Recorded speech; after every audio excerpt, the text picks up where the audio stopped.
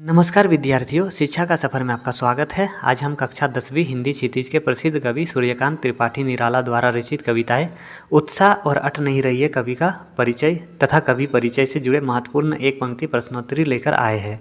ये प्रश्नोत्तरी बोर्ड परीक्षा तथा विभिन्न प्रतियोगी परीक्षाओं के लिए अत्यंत उपयोगी है, तो वीडियो को अंत तक जरूर देखें। आइए शुरू करते हैं आज की प्रश्नोत्तरी। तो पहला प्रश्न, सूर्यकांत त्रिपाठी निराला जी का जन्म कब हुआ था? तो इनका जन्म 21 फरवरी 1899 ईस्वी को हुआ था।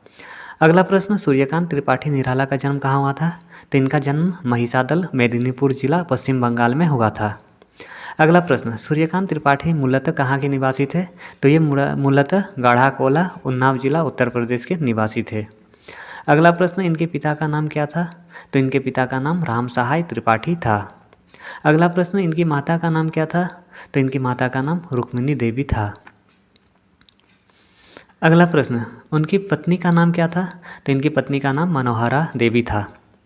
उनके कितने संतान थे? तो इनके एक पुत्र रामकृष्ण एवं एक पुत्री सरोज थी। उनकी पुत्री का नाम क्या था? उनकी पुत्री का नाम सरोज। सूर्यकांत त्रिपाठी की मृत्यु कब हुई थी? तो इनकी मृत्यु 15 अक्टूबर 1961 ईस्वी को हुई थी। उनकी मृत्यु कहाँ हुई थी? तो इनकी मृत्यु प्रयागराज, उत्तर प्रदेश में हुई थी। अगला प्रश्न, किसकी विचारधारा ने निराला जी पर विशेष प्रभाव डाला? तो रामकृष्ण परमहंस और स्वामी विवेकानंद की विचारधारा ने। निराला जी का प्रसिद्ध उपनाम क्या था? तो इनका प्रसिद्ध उपनाम महाप्राण था। निराला जी के निराला उपनाम वाली किन रचनाओं में उनका स्वाभिमान व्यक्त हुआ है? तो जूही की कली तथा कुकुरमुत्ता में। अगला प्रश्न, निराला जी के निराला रचनावली कितने खंडों में उनका संपूर्ण साहित्य प्रकाशित है? तो यह 8 खंडों में प्रकाशित है। अगला प्रश्न, किन्हें विस्तृत सरोकारों के कवि माना जाता है? तो सूर्यकांत त्रिपाठी निराला जी को। अगला प्रश्न, निराला जी के किस स्वभाव ने कविता के भाव जगत और शिल्प जगत में नए प्रयोग को संभव किया? तो इनकी विद्रोही स्वभाव ने। अगला प्रश्न, सूर्यकांत त्रिपाठी निराला किन किन विचारधाराओं के कवि माने जाते हैं? तो ये छायावाद, प्रगतिवाद तथा प्रयोगवाद के कवि माना जाते हैं। उन्होंने किन क्षेत्रों में नवीन भाव जगत और शिल्प जगत में नए प्रयोग को स्थान दिया है? तो ये कविता के क्षेत्र में नवीन भाव जगत और शिल्प जगत में नए प्रयोग को स्थान दिया है। अगला प्रश्न, छायावादी रचनाकारों में उन्होंने सबसे पहले किन छंद का प्रयोग किया था? तो इन्होंने सबसे पहले मुक्त छंद का प्रयोग किया था। अगला प्रश्न, निराला जी की कवि के अलावा 3 प्रमुख विधाएं क्या थी? तो इनकी कवि के अलावा 3 प्रमुख विधाएं लेखक, निबंधकार और उपन्यासकार था। छायावाद के कितने स्तंभों में उन्हें एक माना जाता है? तो इन्हें 4 स्तंभों में से एक माना जाता है, और ये 4 स्तंभ जयशंकर प्रसाद, सुमित्रा नंदन पंत, सूर्यकांत त्रिपाठी निराला और महादेवी वर्मा है।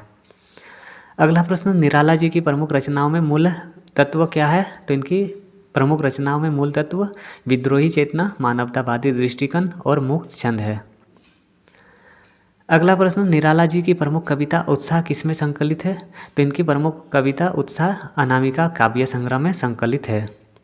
अगला प्रश्न, निराला जी की प्रमुख कविता उत्साह किसे संबोधित है? तो इनकी प्रमुख कविता उत्साह बादलों को संबोधित है।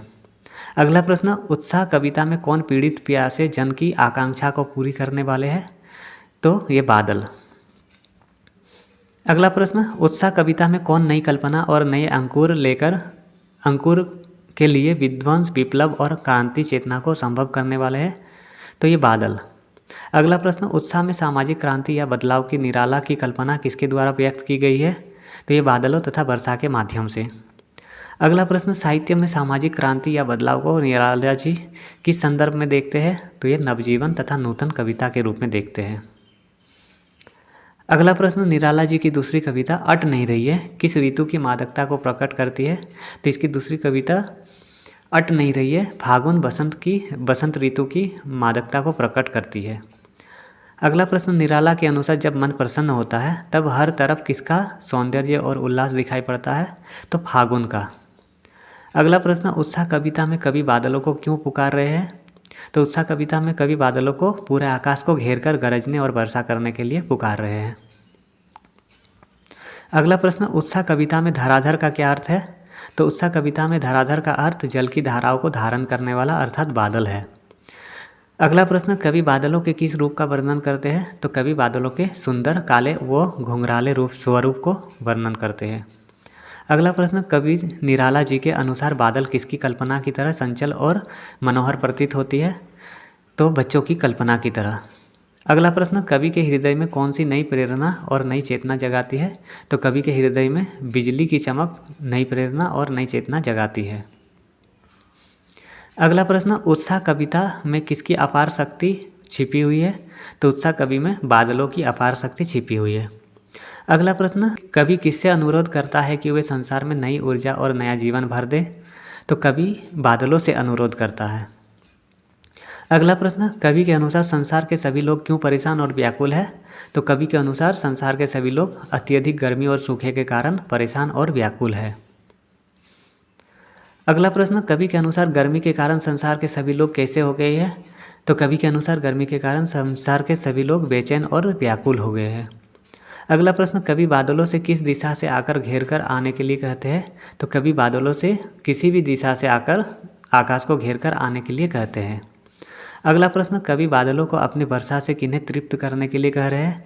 तो कवि बादलों को अपनी वर्षा से तपती हुई धरती को तृप्त करने के लिए कह रहे हैं।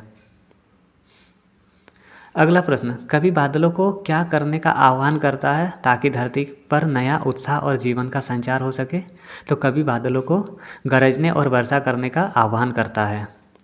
अगला प्रश्न, कवि ने अट नहीं रही है कविता में किस ऋतु की सुंदरता का बखान किया है? तो कवि ने अट नहीं रही है कविता में फागुन ऋतु की सुंदरता का बखान किया है। अगला प्रश्न, अट नहीं रही है कविता में किसकी सुंदरता इतनी अधिक है कि वो किसी सीमा से समा नहीं पा रही है?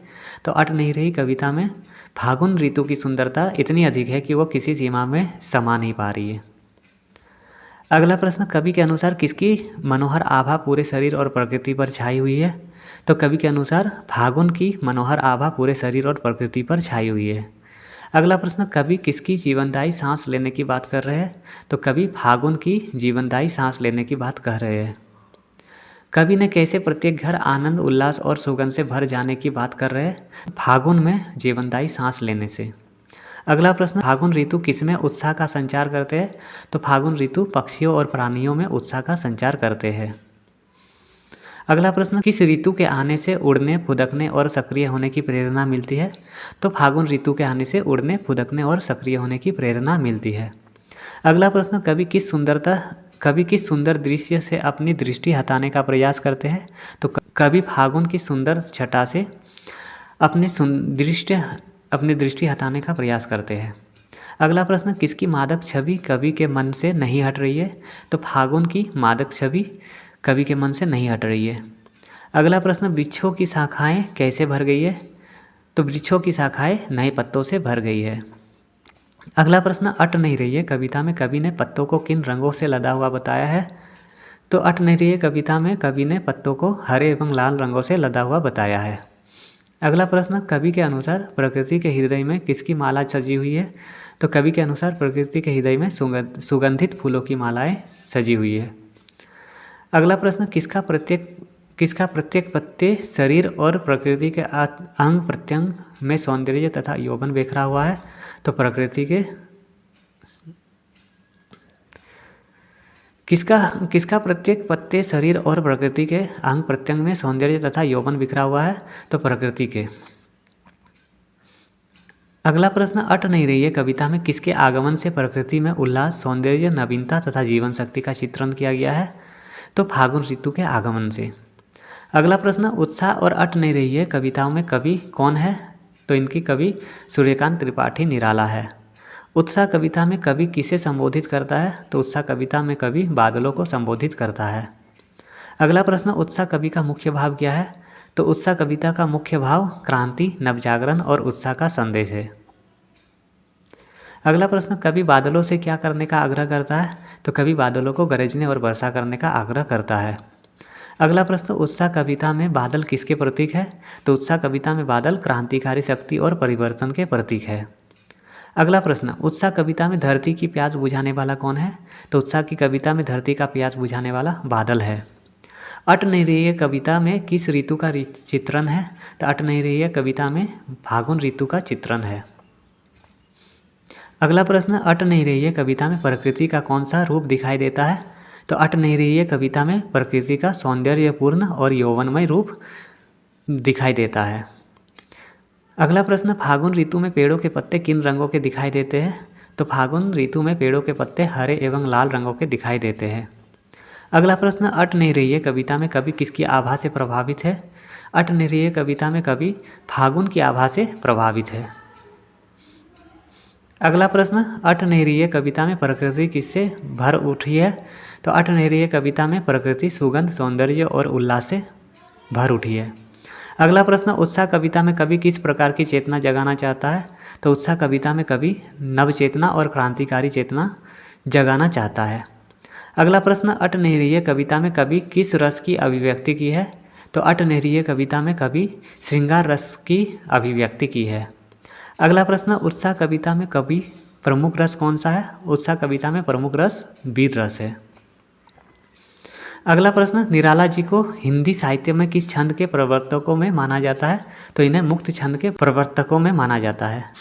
अगला प्रश्न, निराला जी हिंदी साहित्य के किन युग के प्रमुख कवि है? तो निराला जी हिंदी साहित्य के छायावाद युग के प्रमुख कवि है। अगला प्रश्न, छायावाद के 4 प्रमुख स्तंभ कौन से हैं? तो छायावाद के 4 प्रमुख स्तंभ जयशंकर प्रसाद, सुमित्रानंदन पंत, सूर्यकांत त्रिपाठी निराला और महादेवी वर्मा है। अगला प्रश्न, सरोज स्मृति किसकी स्मृति में लिखी गई है? तो ये निराला जी की पुत्री सरोज की स्मृति में।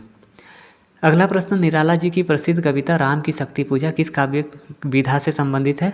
तो ये प्रबंध काव्य विधा से संबंधित है। अगला प्रश्न, महाप्राण किस कवि को कहा जाता है? तो महाप्राण सूर्यकांत त्रिपाठी निराला जी को कहा जाता है।